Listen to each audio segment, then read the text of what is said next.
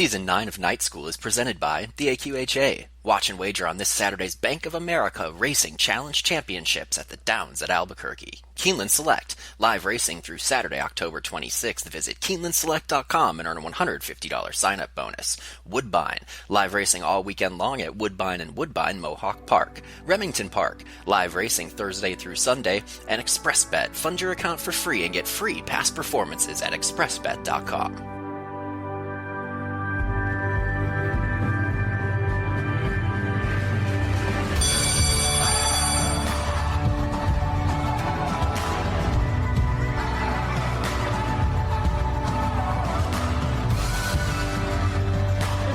Horses have off days, and by looking at them before they actually get on the racetrack, you get an initial impression of which way they're leaning.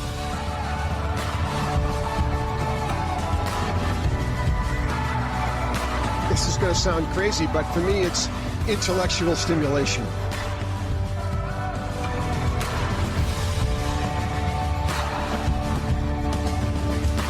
Class is now in session. It's time for Night School. Here are your hosts. Welcome in to Night School, the National Online Fan Education Program, season number 9. We are rolling deep into the fall semester now.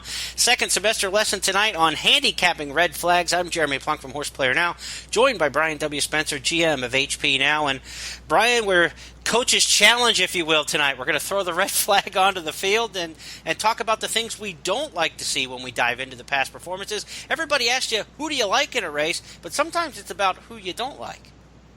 And sometimes the biggest scores can come when your opinion is really less for a certain horse than it is just against a certain horse, especially at a short price. And handicapping red flags, another one of those relatively subjective topics here in Season 9 of Night School. I think there are some sort of industry understood ones that everybody assumes are bad, but a little bit of nuance too from watching races, handicapping races. I think everybody sort of develops their own little angles for what they don't want to see, but some of them tested and true, and still to this day here in 2019. Remember, the application of these handicapping red flags isn't to kind of pound your chest and say, I told you so, because nobody cashes a ticket on a horse who didn't win. It's very easy to say, I don't like your Derby pick because of these 4 reasons. Well, 19 to 20 horses are going to lose the Derby. You're going to be right 95% of the time, even if you're stupid. But handicapping red flags should help you in your decision-making process, because you're trying to whittle a field down, right? You start maybe with 8, 9, 10 contenders in a race. Who can't win, and why don't I like particular horses? You start to narrow it down, and then you get it to the 3 or 4 maybe contenders in a race who can win, and then maybe the separators you start to use are a lot of positives. But to get rid of horses and to whittle a field down, some red flags can help speed up that process. Brian, do you think there are any truisms that just 100% of the time are red flags, or are most of your red flags more often than not? I can't, off the top of my head, think of, I probably will, by the end of this episode, come up with one, but I can't think of one that is a 100% auto toss. Unless we're talking about something absolutely wild, like a 3-year layoff, something totally crazy like that. Otherwise, it's a red flag, some of them more important than others, some of them more serious than others. But I think that, much like kind of everything else we do, tool in a toolbox. And I think you can only apply it in so many ways. But the key is getting rid of horses who can't win, whether it's in your exactas or in your daily doubles when you're playing multi-race wagers. And getting rid of those horses by finding those red flags is obviously going to be the first key. But no, not a real firm and fast 100% red flag rule. I really keep myself distant from sub 5% connections. If a jockey's 3% with a significant amount of rides, or a trainer has really got a dastardly win percentage. Because chances are the only time I would be seduced enough into betting into the connections that have been that unsuccessful would have to be if the horse was, 30, 40 to 1. And how many 30, 40 to 1 shots are you going to play and see that actually look appealing on paper? So the really low percentage connections are Almost. I mean, I would say that's as close to 100%, just X on the past performances for me. There are plenty of other ways to get beat in a race. If a 3% jock or a 2% trainer beats me, I just kind of tip my cap and, wish their family well. They got a nice paycheck, and that's why they're in the game, But from a gambling standpoint, most of the time, I'll just probably draw a line through those types. So others, maybe in a maiden race when you just have a horse who hits a certain point. I don't have a hard number set, but I can't remember betting any horses who were like 0 for 18 in maiden races. I'll just take my chances with somebody who's had a few less starts than that. So a big red flag there could be just, 15 or more losses in a maiden race, something like that. But not...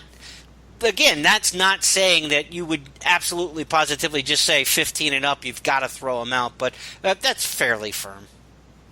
Yeah, and I think that that's one that probably I'm very similar with. We do daily picks on the ExpressBet website, and I will tell you probably once or twice a month, especially at some smaller tracks, I'll end up writing something like, not usually my type to pick an 0 for 21 maiden, but in some of these cheap races, sometimes they just stand out. I mean, you can be worse than that horse at some of these circuits, so that's a big one for me.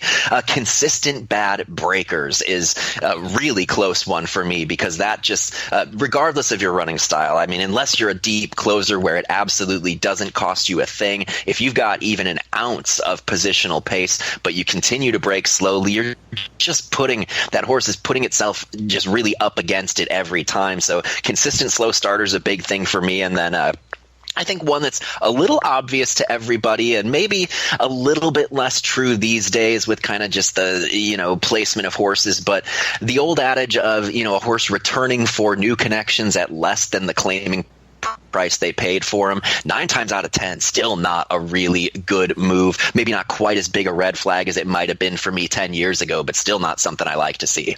Yeah, and one of the reasons for that is the increased purse races, the increased purses in these races that you can get out. Yeah, a lower level claiming race might be worth twice as much as the claiming price nowadays, and that's clouded some things. Another thing that's clouded are red flags over the years, layoffs, right? I mean, it used to be 30 days, 45 days. You'd really just kind of cross horses out and not want to play them. Layoffs now have become a complete non-red flag to me. It's something that you just have to live with. Yeah, and I think that is, that has changed in the game. And when we talk about things that used to be red flags, the below the claiming price move was one.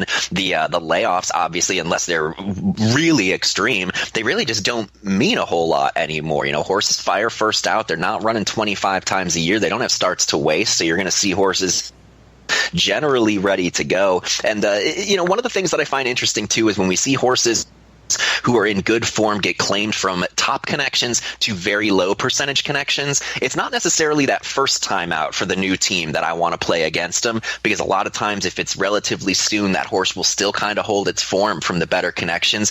It's that second start for the new team, because say the horse comes back first off the claim for the low connections, runs a good race, it's going to get bet again that second time. That second time to me is when that horse is just sitting on a step back when moving from a really top barn to not as good a barn. So that's one where you can kind of be anti a horse who's probably going to get bet, but it's going to take you a little time to get there, waiting for that horse to run back again. Yeah, look at the time. How many days have passed since that claim? You go from a 20% barn to a 8% barn, but if they run them back 17 days later, they probably have a lot of the program from the old trainer still in them. If it's 67 days, 87 days later, chances are they've got the new trainer's program in, and they're going to run more like an 8% barn probably than that 20% outfit.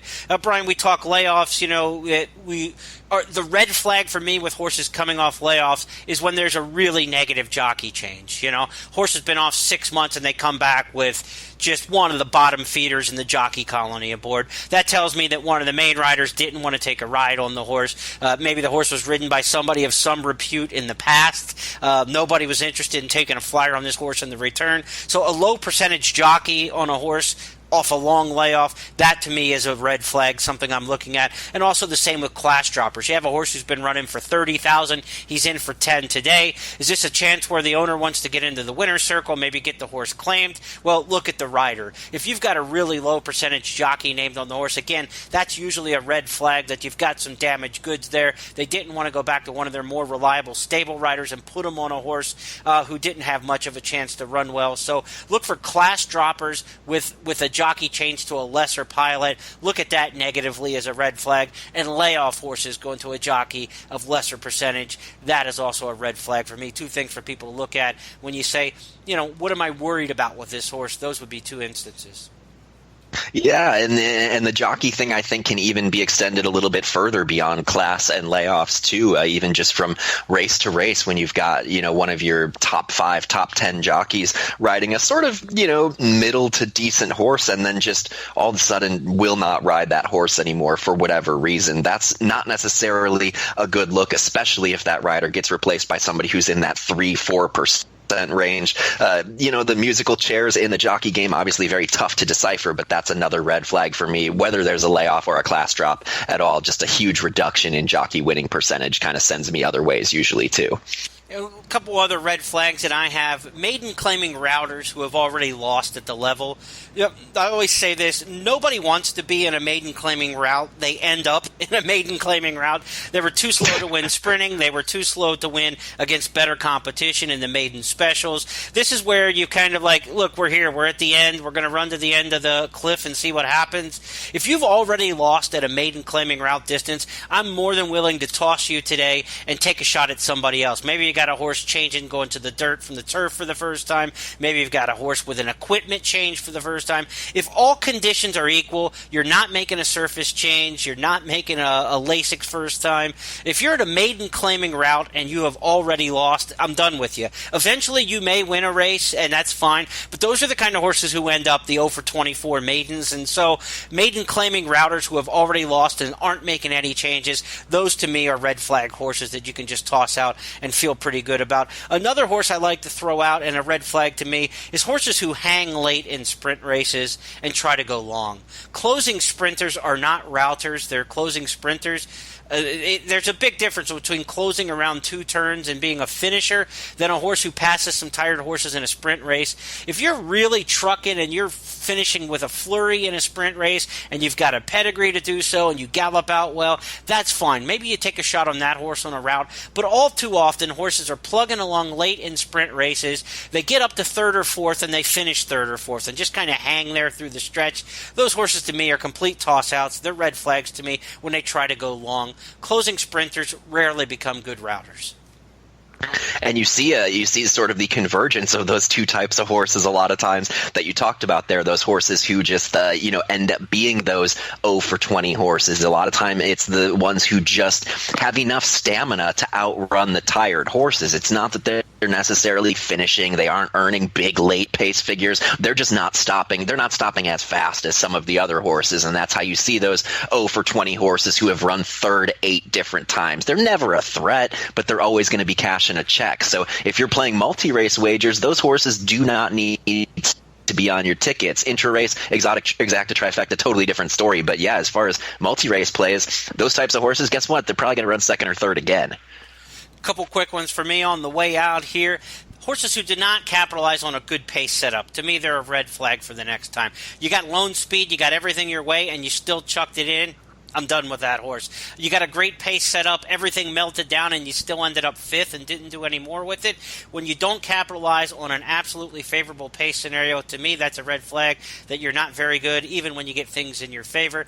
And a final thing for me, and it's important on this week as we head towards the AQHA Racing Challenge Championships, in quarter horse racing, a red flag for me, a horse who's breaking in what I call a bad neighborhood. You got horses to the inside or the outside who are constantly in trouble, breaking inward, breaking outward. If you're stuck in the gate between those kind of horses, you're in a bad neighborhood. The chance of you getting a bad start, that to me is a red flag. It goes way up there, and I'm looking for horses who are away from the bad neighborhoods in our quarter horse racing. In fact, we're going to go to the vault and talk to one of our AQHA experts about this upcoming AQHA Challenge Championship this weekend at the Downs of Albuquerque, and on the other side, we'll have Caton Bredar join us in night school for her thoughts on handicapping red flags.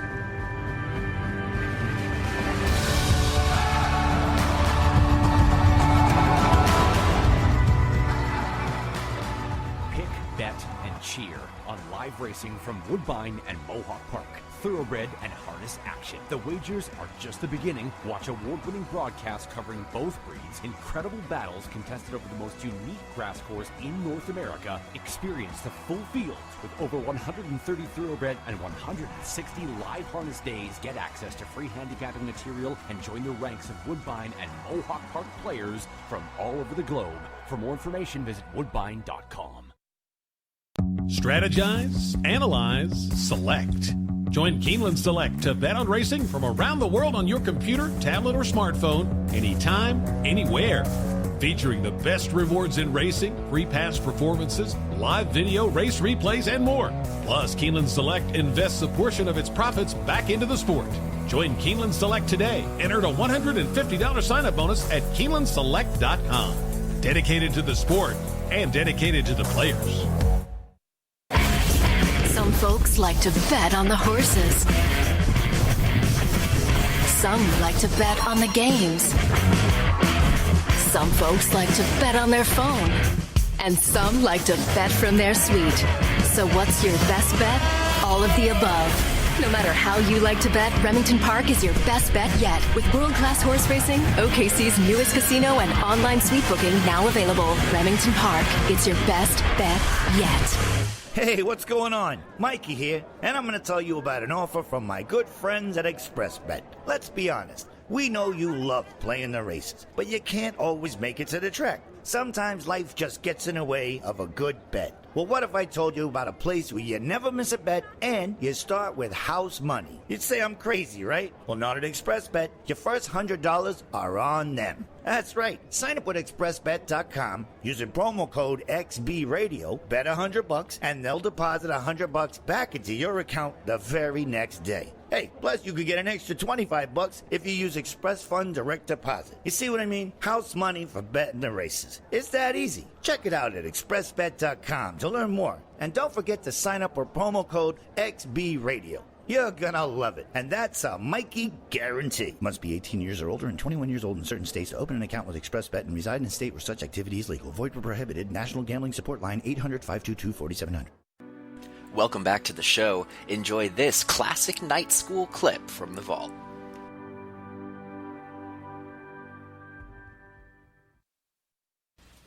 Well, I think each, again, similar to the prior question, I think each individual circumstance is a little bit different, but we can use it both sides, whether it's the Breeders' Cup or, like you say, coming off the winter and getting ready for the Triple Crown campaign.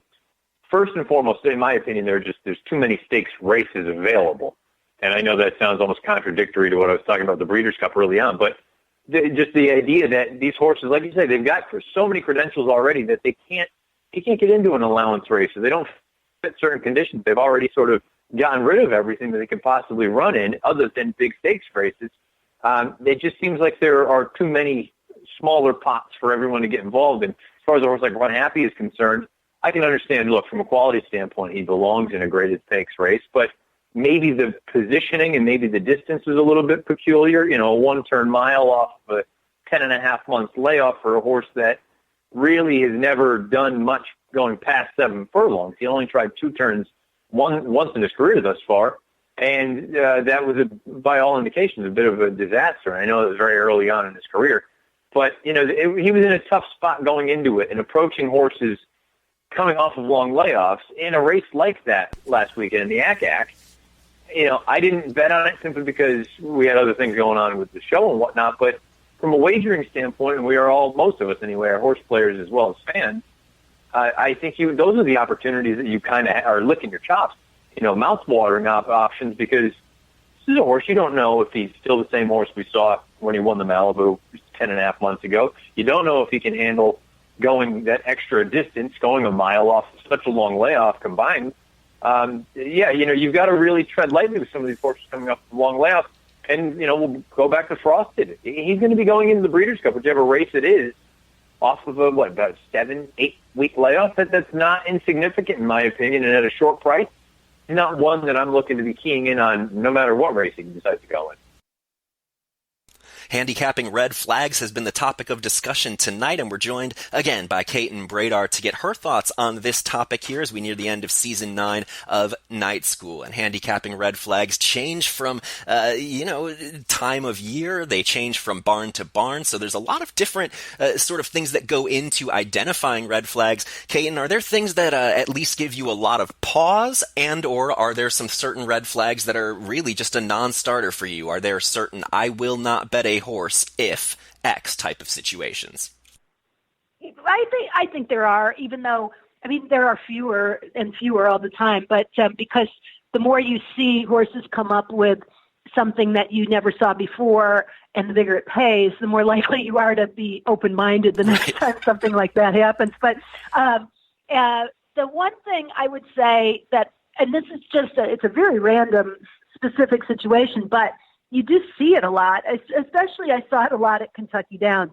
But horses who have really established form and have raced for a long time, regardless of the level, on the dirt, and then are suddenly, and I guess you could say are on a specific surface, and now are suddenly in a spot like first time on the turf, when it's an older horse that's had a lot of experience or a lot of opportunities, when there is no reason to warrant trying something different with the horse. Mm-hmm. And it looks like it's just a last-ditch effort, or in the case of Kentucky Downs, it's let's see if maybe we get lucky. He likes the grass. It's a money grab. It's a money grab. Exactly. I think those are real traps to get into, and I stay away from them. There has to be a reason in my mind that this horse would really like the grass. And if a horse hasn't had opportunity, hasn't run on it ever, there's usually a reason.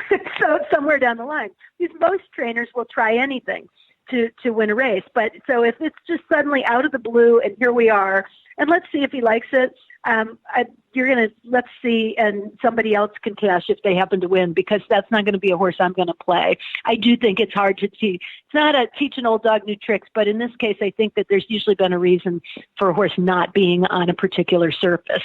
And I'm not going to assume that they're going to take to it. The other thing, I tend to always stay away from horses that are coming off of consecutive poor efforts. And that doesn't mean that they can't improve. And if there's a long layoff, or if there's some reason, a mitigating circumstance, then those would be the exceptions. But if they've been racing right along and now they've come off 2 poor efforts in a row, I just feel more often than not, it's a signal that, and it could be, it could have been they didn't like the surface. It could have been they didn't like any number of things. But to me, their confidence is low. And even if they're dropping and claiming price, I just don't like those types of horses to bet on. I like to see some reason for hope in the most recent starts. So those are horses I tend to stay away from as well. And I would say the old adage of don't take a short price on a horse doing something for the first time still holds true for me. I still do subscribe to that to a certain extent. I'll let somebody else take that shot, but if he's going to be a short price and he's had opportunity to do it and he's not done it before, I'm not going to throw my money into the pot to see if he can do it here. Even if it looks like a good opportunity, that's a pass for me. And I think Caton brings up something that's really useful too, is that, keep saying, here's a red flag doesn't mean they can't win necessarily. You're going to get beat by being as steadfast in some of these red flags, but more often than not, over the long run, you're going to lose less money by staying away from these types of horses. That'll do it for red flags. We'll be back for the Season 9 finale of Night School next week. We're going to be talking betting the Breeders' Cup. Good night.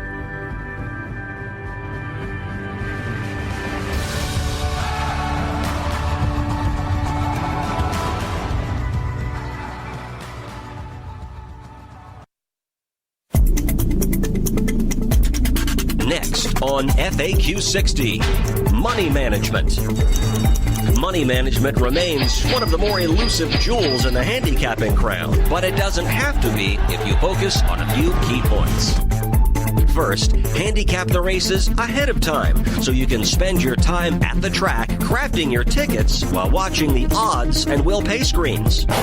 Make your biggest bets only when you feel you have the edge. A strong opinion or an overlay potential payoff are examples. Earmark a large percentage of your daily betting handle to only those races where you feel an edge, and nickel and dime other races on the card or skip them completely. Not every race deserves the same investment. And be honest with yourself about your strengths and weaknesses. This FAQ 60 is brought to you by AQHA Racing and Horse Player Now. Enjoy tonight's episode? Check out hundreds of past archives at horseplayernow.com.